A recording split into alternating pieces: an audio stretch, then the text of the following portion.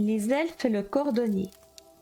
Par malchance et non par sa faute, un cordonnier était devenu si pauvre qu'il ne lui restait plus rien, si ce n'était une pièce de cuir dans laquelle fabriquer une paire de chaussures.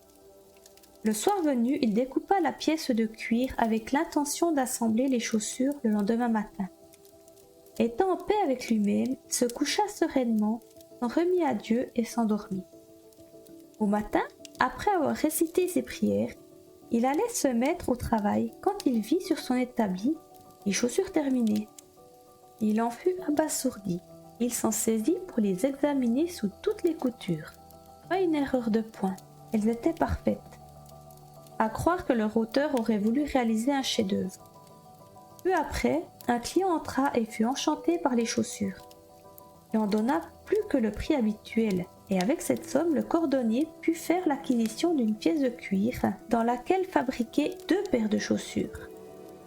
Le soir venu, il découpa la pièce de cuir, comptant dès le lendemain matin se mettre à l'ouvrage avec un courage renouvelé. Mais celui-ci ne lui fut d'aucune utilité, car à son réveil, les chaussures étaient déjà prêtes. Et en un rien de temps, il reçut assez d'argent de ses clients pour acheter une pièce de cuir dans laquelle fabriquer 4 paires de chaussures. Le lendemain, les 4 paires de chaussures étaient achevées, et ainsi de suite, jour après jour. Le travail préparé la veille par le cordonnier était terminé le lendemain matin. Bientôt, il regagna son indépendance financière en toute honnêteté et devint enfin un homme prospère. Mais un soir, peu avant Noël, après avoir terminé de découper ses pièces de cuir et avant d'aller se coucher, le cordonnier demanda à sa femme : « Que dirais-tu si nous restions éveillés cette nuit pour découvrir qui nous prête si gentiment main forte ?» Sa femme trouva l'idée à son goût. Elle alluma une chandelle et tous deux se cachèrent dans un coin de la pièce, à l'affût derrière les vêtements suspendus. À minuit tapant, 2 petits hommes nus et ravissants s'assirent devant l'établi du cordonnier et se mirent en devoir d'assembler, de coudre, de clouer toutes les pièces qui avaient été disposées. Et ce, avec des petits doigts d'une telle dextérité et d'une telle agilité que le cordonnier époustouflé ne parvenait pas à détourner les yeux. Ils travaillèrent sans relâche jusqu'à ce que tout soit achevé et les paires de chaussures terminées posées sur l'établi. Puis ils prirent leurs jambes à leur cou.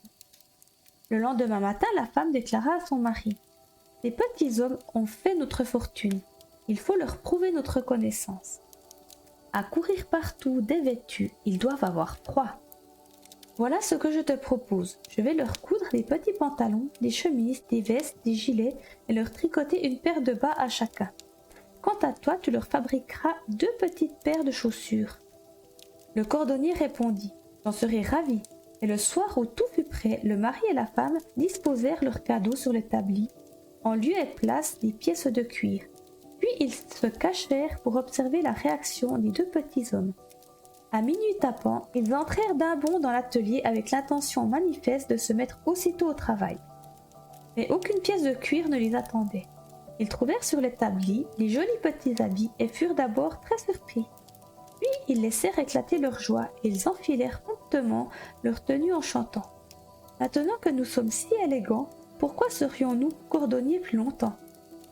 Puis ils dansèrent et sautillèrent et enjambèrent les chaises et les bancs avant de filer par la porte en tourbillonnant.